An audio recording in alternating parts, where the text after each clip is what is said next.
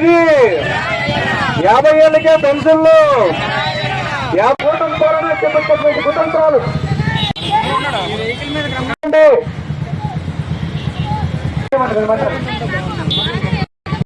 చంద్రబాబు నాయుడికి బుద్ధి వచ్చేలా మళ్ళీ చేస్తామని చెప్పి అధికారంలోకి వచ్చారు. ఆ మాటలన్నీ కూడా నీటి ఉన్నాయో డోకలు ఉన్నాయో రూపాయలన్నీ మార్చి చేస్తాం. మరి చంద్రబాబు నాయుడు ఇచ్చిన మాటలు ఎక్కడ నిలబెట్టుకున్నాడా? ఎవరికైనా ప్రతి సంవత్సరం కూడా 3 సిలిండర్లు ఇస్తామని చెప్పారు. విద్యార్థికి చదువుకోవడానికి ఫీజు రింబర్స్మెంట్ కానీ, విద్యా దీవెన కానీ, వసతి దీవెన కానీ ఆ రోజు ప్రతి విద్యార్థికి కూడా చదువుకోవడానికి డబ్బు ఇచ్చాము. వసతి దీవెన ఒక రూమ్ తీసుకొని భోజనం చేయడానికి కూడా సంవత్సరానికి 20,000 రూపాయలు ఇచ్చాము.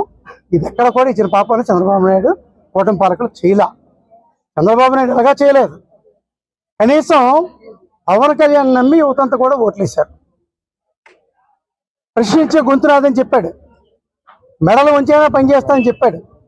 తీరా ఈ 2 ఏళ్లలో తను చేసిన పని ఏంటంటే, మాట్లాడితే చంద్రబాబు నాయుడు కావచ్చు, పవన్ కళ్యాణ్ కావచ్చు, లోకేష్ కావచ్చు, జగన్మోహన్ రెడ్డి చెప్పమే అని చెప్పాను. ఈ రాష్ట్ర జగన్మోహన్ రెడ్డి ఫోబియా పట్టేసింది. మాట్లాడితే నిద్రపోయినా జగన్మోహన్ రెడ్డి మీకు కళ్ళకు వస్తున్నాడు. ఎందుకనంటే మీరు అమలు చేయలేరు.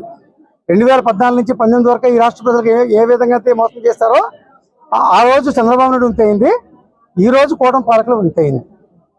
ముఖ్యంగా పవన్ కళ్యాణ్ గారు ఏం చేస్తున్నారు? మీరు మిమ్మల్ని నమ్మి యువకులందరూ కూడా రోడ్డు మీదకి వచ్చి ఎన్నిక వాళ్ళే చేశారు. మన జరిగినటువంటి గెలుపుకి కూటమికి ఎన్నిక యువతే చేసింది. ఎందుకంటే నువ్వు వస్తే ఉద్యోగ అవకాశాలు కల్పిస్తావు, చంద్రబాబు నాయుడు గట్టిగా మాట్లాడతావు, చంద్రబాబు నాయుడు ఒప్పించి ఏదైనా చేస్తావు, మాకు మంచి జరుగుతుంది అని చెప్పి మాకు కుటుంబ సభ్యులు ఆనందంగా ఉంటారని చెప్పి నీకు మద్దతు తెలియజేసి కూటమి పాలన అధికారంలో తీసుకొస్తే ఈవేళ నువ్వు చేస్తున్నది ఏంటి? ప్యాకేజీ బాబు. పవన్ కళ్యాణ్ బాబు కాదు, ప్యాకేజీ బాబు. నీ ప్యాకేజీ నీకు వచ్చేస్తే యువత ఏమైపోయినా పర్లా, ఈ రాష్ట్ర ప్రజలు ఏమైపోయినా పర్లా. ఎప్పుడో ఎన్నికైపోయినట్టే ఒకసారి తెర మీదకి వచ్చావు. చంద్రబాబు ఇచ్చిన తాకిత్తోనే మళ్ళీ నువ్వు తెర వెనక్కి వెళ్ళిపోయావు. మళ్ళీ కొన్న నెల 48 రోజులు కనిపించవు, ఆ తర్వాత ఎక్కడో కనిపిస్తావు.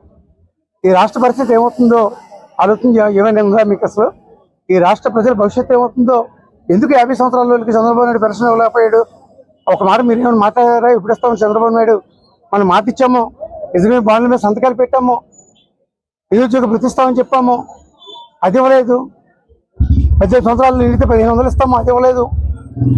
రైతులు మోసం చేశాము, యువతలు మోసం చేశాము, అక్క చెల్లెమ్మలు మోసం చేశాము, సుధాకర్కి చదువుకునేటువంటి ఉపాధ్యాయ ఉద్యోగస్తులు కూడా మోసం చేశాము. ఉందో వాటిల్లో జగన్మోహన్ రెడ్డి గారు నేను ప్రెస్ మీట్ పెట్టి స్పష్టంగా అన్ని కూడా జీవోలతో సహా చెప్పారు.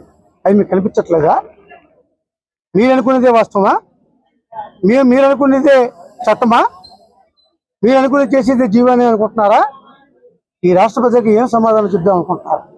అందుకే జగన్మోహన్ రెడ్డి గారు ఈ రాష్ట్ర ప్రజల గురించి ఆలోచన చేసి ఒక విప్లవాత్మకమైనటువంటి మార్పులు ఈ రాష్ట్రంలో రావాలని చెప్పి అనుక్షణం పరితపిస్తున్నటువంటి నాయకుడిగా, ఈ రాష్ట్ర ప్రజలకు మంచి చేయాలనేటువంటి తపనైనటువంటి నాయకుడిగా, ప్రతిపక్ష నాయకుడిగా ఈరోజు ప్రజల తరఫున మాకు కార్యాచరణను ఇచ్చారు.